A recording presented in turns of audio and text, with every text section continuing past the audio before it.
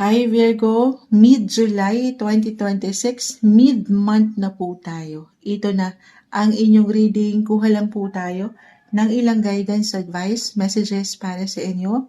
Virgo, kamusta? Virgo energy this mid-month. Anong kanilang aasahan? Message? Mensaheng gabay po para sa mga Virgo na maaaring makapakinig nito. Any message? Guidance, advice. Okay. Virgo, kamusta kayo? Alam ko parang may tatlong espada na nakadagan sa inyong mga puso. Pakita natin sa live, sandali. Naguguluhan na si Moonshot kung nasaan ang ating camera. Tayo pa ay live na live. So si Mercury, kamusta kayo guys? Mercury right now, ang inyong mga planet ruler, Virgo, currently naka-retrograde. At ito po ay nagbibigay diin sa inyong mga 11th house. Alam ko merong na-mention si Moonchild kung bago lang kayo na tagapakinig. Meron lang po akong nababanggit na ilang impormasyon pagdating sa astrology, yung ilang galawan ng planeta natin ngayon. Pero, sa ilang connections nyo, your friendship, your circle, groups, community, sakali, meron ba? Or pagdating sa inyong mga wishes, the 9 of Cups ay narito yung ilang goals nyo. So, reversal again ang enerhiya natin every time. Dito pa lang, I feel na hindi siya nagiging magaan. Kita mo, si 3 of Swords. Maring ito po ay nangyari na or ngayon pa lang mid-July tayo, ito yung hiningi natin na guidance. Pero moving forward yung energy ha. Pero depende pa rin ito. Saan? Kita mo tatlong espada kasi ito. Mercury, your planet ruler, it's all about communication, connections, travel din yan, technology, kahit over the net. Kapag si Mercury po ay naka-retrograde, ang inyong planet ruler Virgo, merong tendencies na merong puro re-yan-re. Mag-reconnect, mag-resurface, mag-revisit, at ito ay nasa inyong 11th house. Again, reversal, pwedeng ikaw ito na higit na magpapaangat ng opportunity to connect, reconnect, reconcile, or may ilang tao sa paligid. Ang lawak po ni 11th house ha. Tayo po ay general reading. Kung hindi to mag-apply, sabi ko nga, ito si 9 of Cups. 11th house po kasi connected din yan sa inyong mga pangarap. Your hopes, your dreams, your wishes. Na feeling nyo, wala na, hindi na. Wala nang chance or opportunity para sa inyo, ganun ba? Maring may ilang glitches lang guys. Kabagalan, yan po yung tendencies kapag ang inyong planet ruler na si Mercury ay naka-retrograde. Huwag kayong panghihinaan ng kalooban. Okay? The Queen of Wands, meron kayong dahilan para mapaangat nyo yung patuloy na tiwala, kumpiyansa. Yung fire in you, Virgo. Huwag pagdududahan ng inyong mga kakayanan. Take it easy, kalma lang, sadyang mabagal lang po ngayon ang mga sitwasyon. It doesn't mean wala na, hindi na. Pero syempre this is something na walang ibang makatutulong kundi ang ating mga sarili. So as long as alam mo sa iyong sarili, Virgo, na hindi mo sinusukuan ng mga sitwasyon, kahit pa nakakapagod or nakakainip, patuloy ka pa rin ng lalaban para sa mga pangarap mo. Go lang, okay?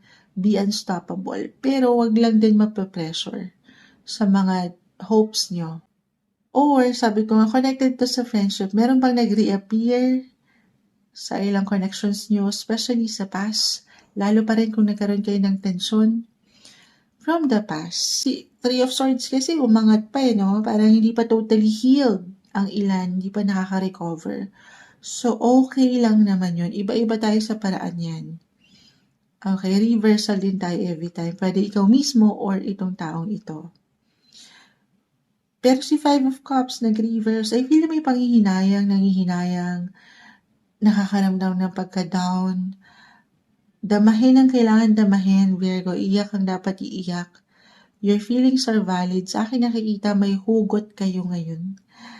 Pero do some healing reflection kung kamusta ba ang mga sitwasyon. Lalo pa po ha, konektado to sa mga friends nyo, friendship. Ilang taong malapit or naging malapit sa inyong puso. Or kung ngayon pa lang ito, mararamdaman. Everything is temporary, guys. Kasi nga, Mercury and tendencies, communication yan eh. Communication kayo, merong tendencies. Three is about communication. So, hindi makakaiwas or maaring makailag ang ilan sa misunderstanding, miscommunication, tension po pagdating sa communication, ayan, or sa ilang malapit sa inyong buhay. Pero sabi nga nila, mga bagay ay may dadaan sa mabuting usapan. Hindi man agad ngayon para sa lahat. Lalo kung may hugot kayo or talagang nasaktan or pwedeng may masaktan. Kalmahan, okay? Darating kayo doon na angat yung pagkasapat. Timing. Ayan, timing is everything, guys. Sige, ayat pa tayo. Virgo, anong kailangan nyo pang marinig? Any message? Or kung aking i-apply dito, guys, sandali, ayan na. Ang ilang ganapan, meron kasi tayong darating na full moon. Kanina ko pa ito na-mention, tayo pa live na live. Virgo, full moon, end of this month. At ito po yung magbibigay diin sa inyong mga 6th house. Ito kasi pwedeng physical, mental, emotional, connected din sa health. 6th house connected sa kalusugan talaga. Hindi isang medical advisor si Moonchild. Simpleng card reader lang tayo. Pero do some healing, Virgo, kung ano ba yung kailangan yung i-priority or talagang pagalingin, palakasin. Magandang pagkakataon ito ha. To release nyo rin yung ilang, ito, sa Virgo, you're one of the warriors sa zodiac o mga 8 of Swords. Marahil, minsan wala tayong higit na kalaban kundi ang isipan. Ito talaga yun, yung pag-overthink. Okay? Pakita natin sa live. Nag-reverse naman, isang indikasyon na hindi ipapatalo doon sa ilang negativity, ilang emosyon na hindi nakakapagpaambag doon sa kung sino kayo. Okay, sa relasyon man na ito, partnership, friendship. Wala namang perfect na relasyon. Hindi tayo perfect. Virgo. Kalmahan ang mga sarili.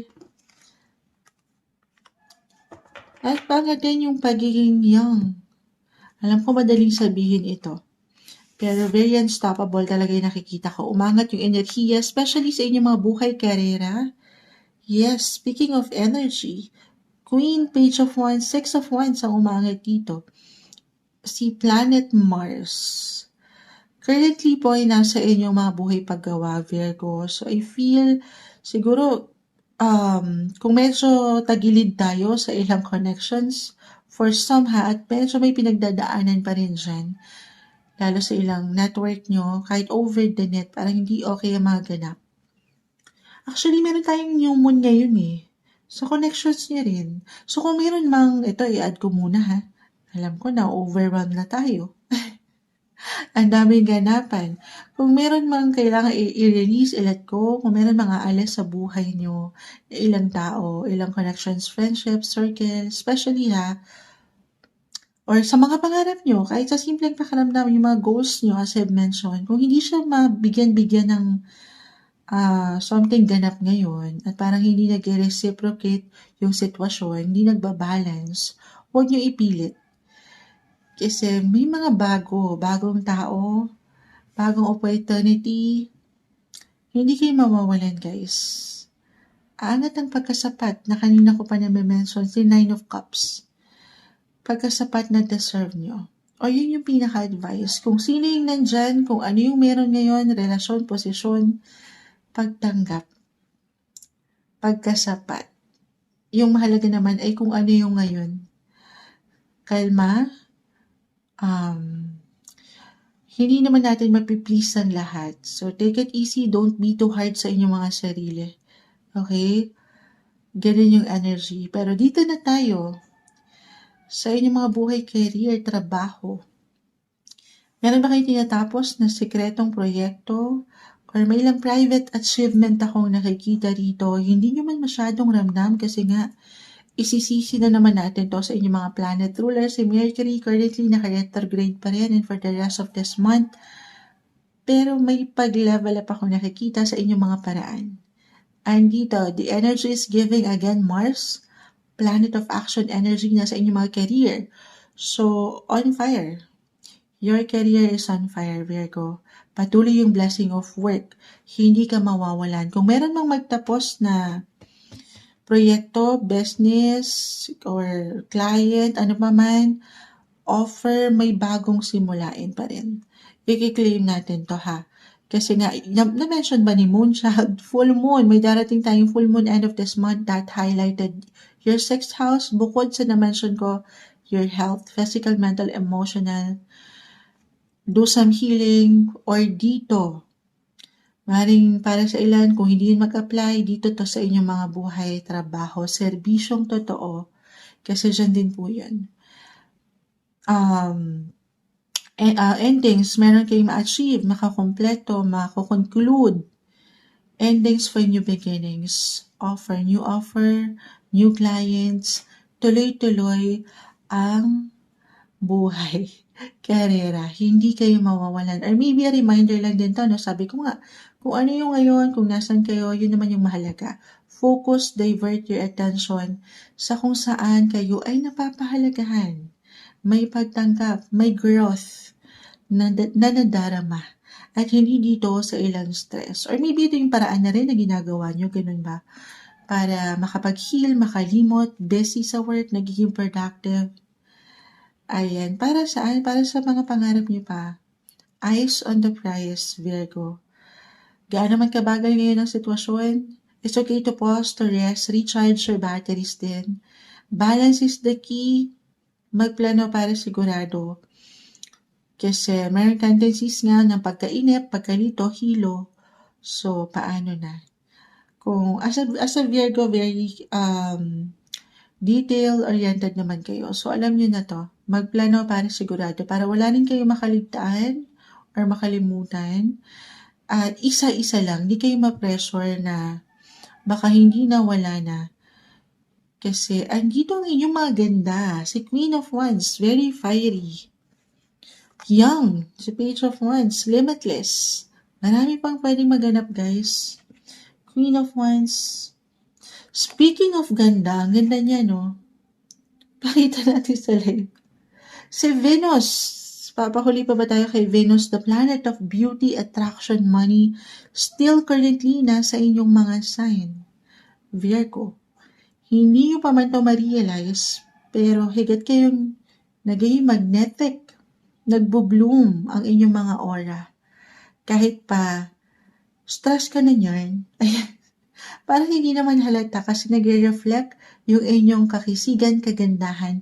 Hindi mo pa man yan mapuna. Baka ito a reminder na tingnan mo rin ang inyong sarili. Okay? May ganda sa mga pinagdadaanan mo. Sa ilang hindi kagaanan, ayan, yung ilang difficulty, actually, lalo kang nag-grow. Lalong nagbo-bloom ang isang Virgo. Or a reminder to make yourself a priority rin. Self-care, self-love. Yes, bigyan mo ng something, gift naman ng sarili sa ilang pinagdadaanan mo na ito. Napakagandang pagkakataon na magpaganda, magpaspa, ayan, magpahinga sa inyong mga paraan. Ito yung umaangat na guidance, advice, messages na marahil ay kailangan yung marinig mid-July 2026, Virgo.